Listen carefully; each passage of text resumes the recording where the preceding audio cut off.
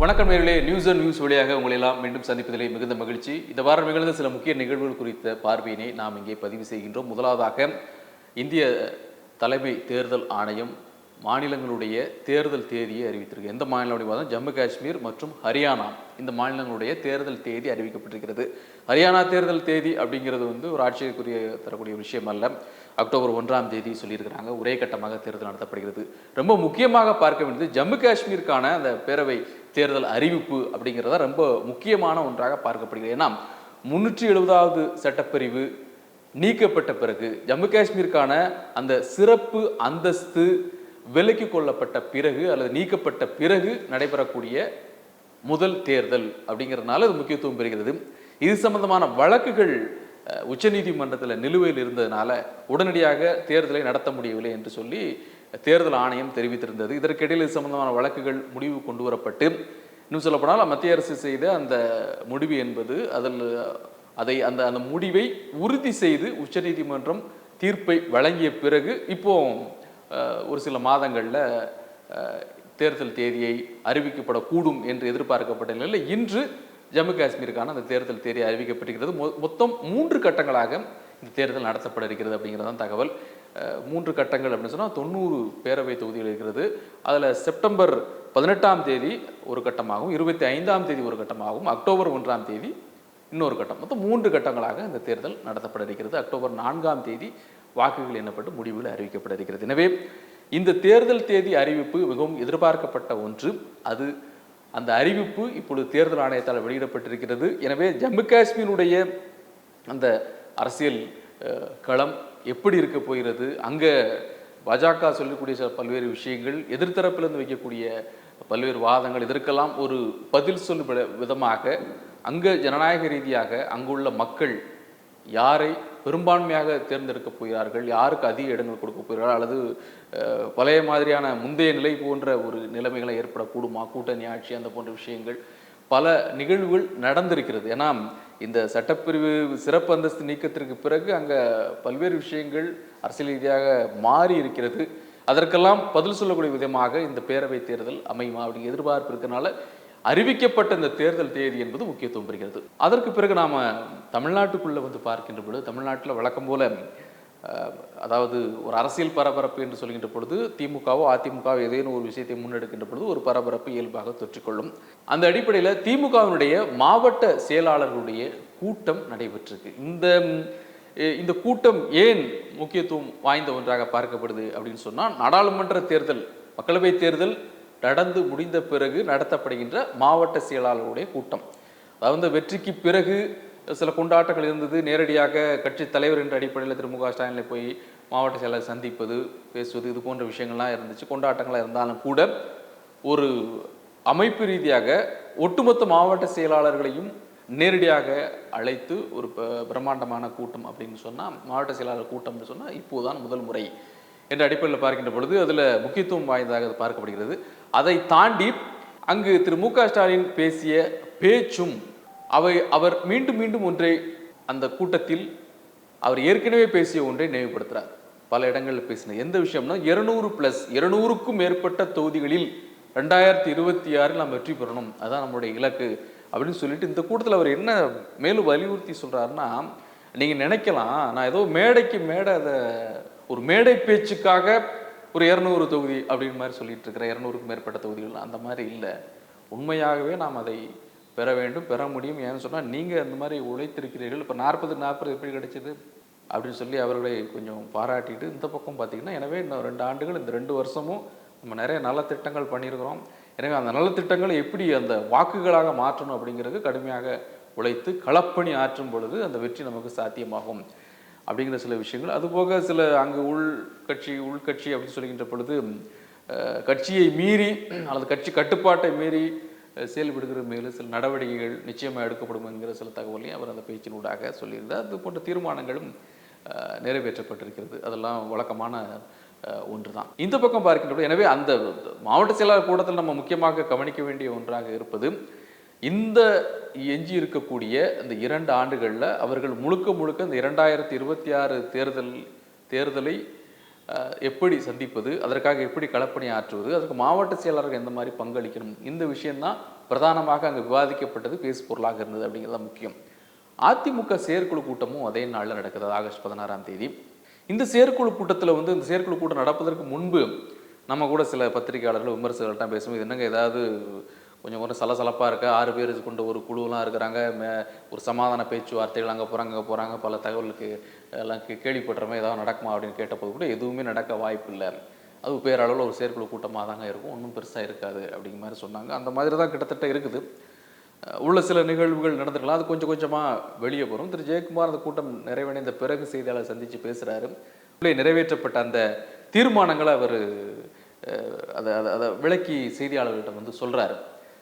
தீர்மானங்கள் அப்படின்னு பார்க்கின்ற வழக்கமான தீர்மானங்கள் தான். திமுக அரசை குறை சொல்லி திமுக அரசினுடைய சில நடவடிக்கைகளை குற்றம் சொல்லி இது கண்டனம் தெரிவிப்பது அப்படிங்கிறது. அதை தாண்டி என்ன தீர்மானம் போடுறாங்கன்னா, மத்திய அரசை கண்டனம் தெரிவித்தும் தீர்மானம் போடுறாங்க. ஏன்னா பட்ஜெட்டில் தமிழகத்திற்கு உரிய நிதியை மத்திய அரசு ஒதுக்கவில்லை, எனவே ஒதுக்காத மத்திய அரசுக்கு நாங்கள் கண்டனத்தை தெரிவிக்கிறோம் அப்படின்னு சொல்லி தீர்மானமும் அந்த தீர்மானங்களுக்குள் ஒன்றாக இருக்கிறது. திரு எடப்பாடி பழனிசாமி உள்ளே பேசியதாக சொல்லப்படக்கூடிய விஷயங்கள் என்ன அப்படின்னு பார்த்தீங்கன்னா, விரைவிலேயே ஒரு முழுமையான ஒரு சுற்றுப்பயணத்தை அவர் மேற்கொள்ள இருப்பதாக அங்கே அறிவித்ததாக சொல்லப்படுகிறது. ஏன்னா தமிழ்நாடு முழுக்க ஒரு விரிவான ஒரு ஒரு சுற்றுப்பயணம், தொண்டர்களை சந்திக்கிறது, நிர்வாகிகளை சந்திக்கிறது, மக்களை அந்த மாதிரி ஒரு பயணத்திற்கு அவர் தயாராகி வருகிறார் அப்படிங்கிறத அவர் சொன்னதாகவும், இன்னொன்று அதை தாண்டி இப்போ ஏற்கனவே பிரிந்திருக்கக்கூடிய அப்படின்னு சொன்னால் அவர் அதாவது மாவட்ட அளவில் அல்லது மாநில அளவில் ஒன்றிய அளவில் இருப்பாங்கள்ல பொறுப்பாளர்கள், அந்த பொறுப்பாளர்கள் அதிமுகவிலிருந்து விலகியவர்கள் மீண்டும் அதிமுக வரலாம் அப்படின்னு மனநிலையில் இருக்கிறவர்களை உள்ளே கொண்டு வரணும், அதுக்கான முயற்சிகளை மேற்கொள்ளணும் என்று சொல்லி அவர் அங்கே வலியுறுத்தி பேசியதாக சொல்லப்படுது. எனவே இந்த கூட்டத்தில் பல எதிர்வினைகள் அல்லது எதிர்ப்புகளோடு பல விஷயங்கள் பேசப்படும் என்று எதிர்பார்க்கப்பட்ட நிலையில் அது மாதிரி நடக்கலை. ஆனால் விமர்சகர்கள் பத்திரிகையாளர் சொன்ன மாதிரி அதுதான், உள்ள சின்ன சின்ன விஷயங்கள் நடந்திருக்கலாம், ஆனால் வெளியே நமக்கு தெரிவது இந்த தீர்மானம் கடைசியாக அவங்க முடிக்கின்ற பொழுது இந்த 2020 தேர்தலை பொறுத்தளவில் எடப்பாடி பழனிசாமி என்ன வியூகங்களை வகுத்து கொடுக்குறாரோ அந்த வகுத்து கொடுக்குற வியூகங்களை நம்ம பின்பற்றி வெற்றிவாக சுடணும் அப்படிங்கிறத அதை முடிக்கிறாங்க. எனவே இதில் ஒரு பெரிய சலசலப்பு வெளியில் தெரியலை, உள்ள ஒரு சில சலசலப்பு நிச்சயமாக இருந்திருக்கும், அதில் மாற்று கருத்து இல்லை. எனவே இந்த 2 கூட்டங்களும் ரொம்ப முக்கியத்துவம் வாய்ந்த பேசு பொருளாக இந்த வாரத்தில் இருந்துச்சு. அதற்கு அடுத்தபடியாக பெரிய அளவில் விவாதமாக இப்போதும் இருந்து கொண்டிருக்கக்கூடிய ஒன்று, கொல்கத்தா அரசு மருத்துவக் கல்லூரி மருத்துவமனையுடைய முதுநிலை பயிற்சி மருத்துவர், பெண் மருத்துவர், அவர் பாலியல் கொடுமைக்கு உள்ளாக்கப்பட்டு கொலை செய்யப்பட்ட அந்த சம்பவம் அங்கு பற்றி எரிந்து கொண்டிருக்கிறது. இன்னும் சொல்லப்போனால் கடந்த 14ஆம் தேதி இது சம்பந்தமாக ஒரு போராட்டம் நடைபெறுகின்ற பொழுது அந்த போராட்டக்காரர்கள் என்று சொல்லிக்கொண்டவர்கள் அல்லது போராட்டக்காரர்களுக்குள்ள சில வன்முறையாளர்கள் உள்ள ஊடுருவி அந்த சம்பந்தப்பட்ட மருத்துவமனைக்குள்ளே புகுந்து அங்குள்ள உபகரணங்களை எல்லாம் உடைத்து நிறுத்த அந்த சம்பவங்கள்லாம் சில செய்திகள் நம்ம பார்க்கும்பொழுது காட்சிகளாக சில விஷயத்தை நம்ம பார்க்க முடிந்தது. இந்த சம்பவத்திற்கு அங்கே இருக்கக்கூடிய மேற்கு வங்கத்துக்குரிய ஆளுநரை பொறுத்தளவில் அவர் என்ன சொல்கிறாருன்னா, இது காவல்துறை இந்த விஷயத்தை சரியாக கையாளவில்லை அப்படிங்கிற ஒரு குற்றச்சாட்டை மேற்கு வங்கத்தில் இருக்கக்கூடிய ஆளுநர் வைத்திருக்கிறார். ஏற்கனவே மேற்கு வங்க ஆளுநருக்கும் அந்த அரசுக்குமான உரசல்கள் நமக்கு தெரிந்த விஷயம். இந்த சம்பவத்திற்கு பிறகு, இந்த பற்றி எறிந்து கொண்டிருக்கூடிய இந்த சம்பவத்துக்கு பிறகு அவர் கூடுதலாக வலியுறுத்தி இந்த விஷயத்தை சொல்லியிருக்கிறாரு. எனவே இது அந்த மேற்கு வங்க மாநிலம் முழுக்க ஒரு பதற்றத்தை ஏற்படுத்தியிருக்கிறது. இன்னும் சொல்லப்போனால் மம்தா பானர்ஜி ஒரு பேரணியை நடத்தினாங்க 16ஆம் தேதி என்று. மம்தா பானர்ஜி ஒரு பேரணி நடத்துகிறாங்க, நீதி கேட்டு பேரணி அப்படின்னு சொல்லி. உயர்நீதிமன்றம் அந்த வழக்கை மாநிலத்தினுடைய காவல்துறையிலேருந்து சிபிஐக்கு மாற்றியிருக்கிறாங்க. சிபிஐ நீதிமன்றத்தில் உரையிடப்பட்ட சில தகவல் அடங்கிய சில ஆவணங்களை அங்கே ஒப்படைத்திருப்பதாகவும் செய்திகள் வெளியாகியிருக்கிறது. எனவே இது போன்ற சில சம்பவங்கள் தொடர்ச்சியாக பெண்ணிற்கு இழைக்கப்படக்கூடிய இந்த கொடுமைங்கிறது ஒரு மாநிலத்தையும் தொடர்ந்து நடந்துகிட்டு இருக்கு. இது குறித்து இது வெறும் ஒரு அந்த நேரத்திற்குரிய ஒரு போராட்டமாக அல்ல அந்த நேரத்திற்குரிய ஒரு பதிவாக ஒரு எதிர்ப்பாக இல்லாமல் உறுதியான நடவடிக்கையின் மூலமாகத்தான் இதை நம்ம சரி பண்ண முடியும், அல்லது இது உறுதியான நடவடிக்கையின் மூலமாக ஒரு நம்பிக்கையை பெண்களுக்கு ஏற்படுத்த முடியும் அப்படிங்கிறது தான் இதில் முக்கியமான விஷயம்.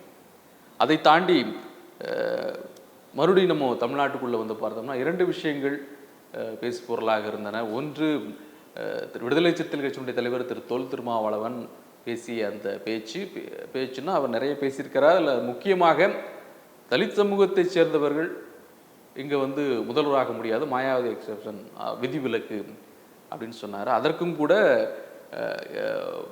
வெளித்தரப்பிலிருந்து அல்லது திருமாவளவனுக்கு எதிராக அல்லது திருமாவளவன் சொன்ன அந்த கருத்துக்கு இன்னும் வலு சேர்க்கும் சொல்ல முடியாது, அந்த கருத்துக்கு மறுத்துரைக்கும் விதமாக நாட்டில் பல மாநிலங்களில் தலித் முதல்வர்கள் ஆகியிருக்கிறார்கள். இது தமிழ்நாட்டில் நீங்கள் வேணால் சொல்லாமே தவிர மாயாவதி தவிர்த்து அப்படின்னு சொல்லி அவங்க ஒரு பட்டியலை சொல்லி இவங்கெல்லாம் இருந்திருக்கிறாங்களே அப்படின்னு சொல்லி சொல்கிறாங்க.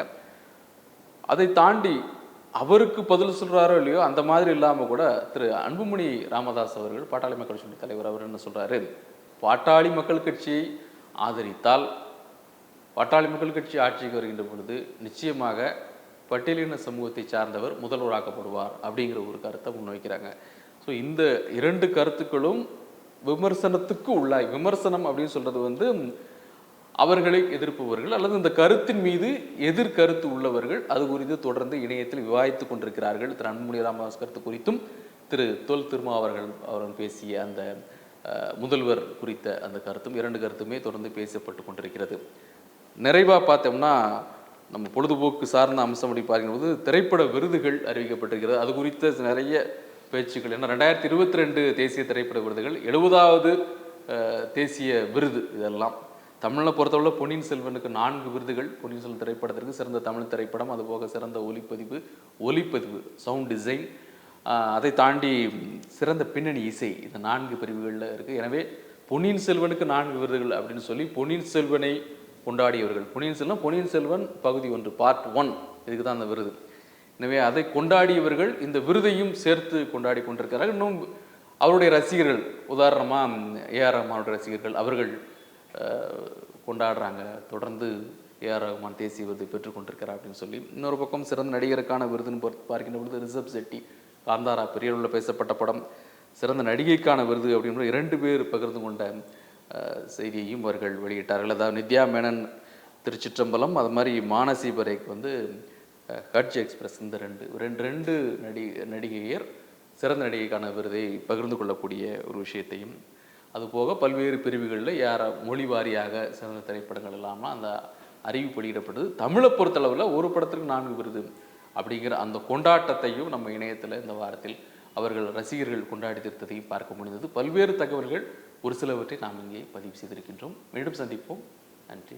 இந்த வீடியோ உங்களுக்கு பிடிச்சிருந்தா லைக் பண்ணுங்க, ஷேர் பண்ணுங்க, கமெண்ட் பண்ணுங்க. மறக்காம OH தமிழ் சேனலுக்கு சப்ஸ்கிரைப் பண்ணுங்க.